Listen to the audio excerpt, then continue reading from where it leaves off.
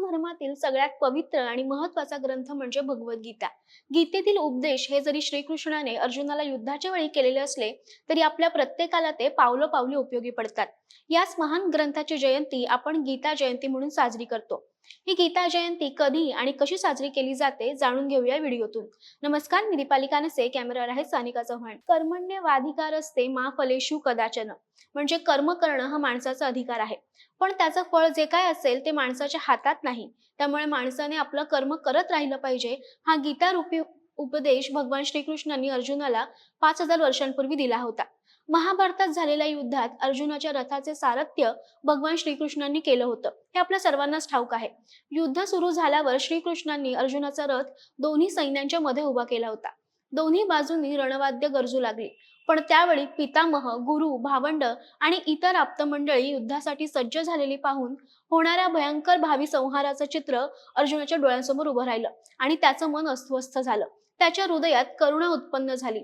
तो संहार डोळ्यांनी पाहण्यापेक्षा युद्धातून माघार घेतलेली बरी, असा विचार त्यावेळी अर्जुनाच्या मनात आला. विजय मिळाला काय किंवा पराभव झाला काय, युद्ध संपल्यावर जगण्याची इच्छाच राहणार नाही, कारण ज्यांच्याकरता जगायचं त्यांचाच नाश होणार आहे असं अर्जुनाला वाटू लागलं. त्याचं मन युद्ध करण्यासाठी धजावत नव्हतं, पण रणभूमी सोडून जाणंही त्याला शक्य नव्हतं. त्यावेळी त्याची अत्यंत द्विधा मनस्थिती झाली होती. या मनस्थितीत तो आपल्या रथाचं सारथ्य करणाऱ्या श्रीकृष्णांना म्हणाला, मी युद्ध करण्यासाठी तयार नाही. अर्जुनाची मनोवस्था श्रीकृष्णांनी ओळखली आणि त्यावेळी त्यांनी अर्जुनाला केलेला उपदेश म्हणजे भगवद्गीता. जीवन, कर्म, धर्म आणि मोक्ष या गोष्टींचं सखोल ज्ञान या गीतेत सांगितलेलं आहे. 18 अध्यायांचा आणि 700 श्लोकांचा हा ग्रंथ प्रत्येकाला जन्मापासून मृत्यूपर्यंत पावलोपावली उपदेश करणारा आहे. आपल्याला पडलेल्या प्रत्येक प्रश्नाचं, आपल्या समोर उभ्या राहणाऱ्या प्रत्येक समस्येचं उत्तर आपल्याला गीतेमध्ये मिळतंच. त्यामुळे 5000 वर्ष उलटून गेल्यानंतरही भगवद्गीता आपल्याला मार्गदर्शक ठरते.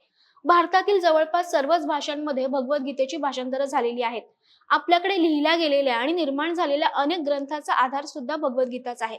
एवढंच काय, तर परदेशातील लोकांनाही या ग्रंथाचं महत्त्व पटलेलं आहे. त्यामुळे इंग्रजी, जर्मन, लॅटिन, फ्रेंच अशा कितीतरी पाश्चात्य भाषांमध्ये गीतेचं भाषांतर झालेलं आहे. गीतेतील प्रत्येक श्लोकच नाही, तर प्रत्येक श्लोकाच्या प्रत्येक ओळीत लाख मोलाचा आणि जीवन समृद्ध करणारा अर्थ दडलाय. त्यामुळे आजही भारतात आणि परदेशातही भगवद्गीतेवर आधारित संशोधन आणि अभ्यास केला जातो आणि शोधनिबंधही साजरे केले जातात. गीतेचं महत्त्व कधीही कमी होणार नाही, उलट ते क्षणाक्षणागणिक वाढत जाणार आहे. त्यामुळे आपण दरवर्षी या महान ग्रंथाचा सन्मान करण्यासाठी गीता जयंती साजरी करतो. मार्गशीर्ष महिन्यातील शुक्ल पक्षातील एकादशी तिथीला गीता जयंती साजरी केली जाते. यावर्षी गीता जयंती 11 डिसेंबर रोजी पहाटे 3:42 सुरू होईल आणि 12 डिसेंबर रोजी पहाटे 1:09 संपणार आहे. गीता जयंतीच्या दिवशी अनेक ठिकाणी सार्वजनिक गीता पठणाचे कार्यक्रम आयोजित केले जातात. अनेक घरांमध्ये गीतेचं वाचन केलं जातं आणि गीतेला वंदन केलं जातं. तुम्हा सर्वांनाही गीता जयंतीच्या खूप खूप शुभेच्छा. तुम्हाला ही माहिती कशी वाटली आम्हाला कमेंट करून नक्की कळवा आणि महा MTVच्या YouTube चॅनलला फॉलो करा.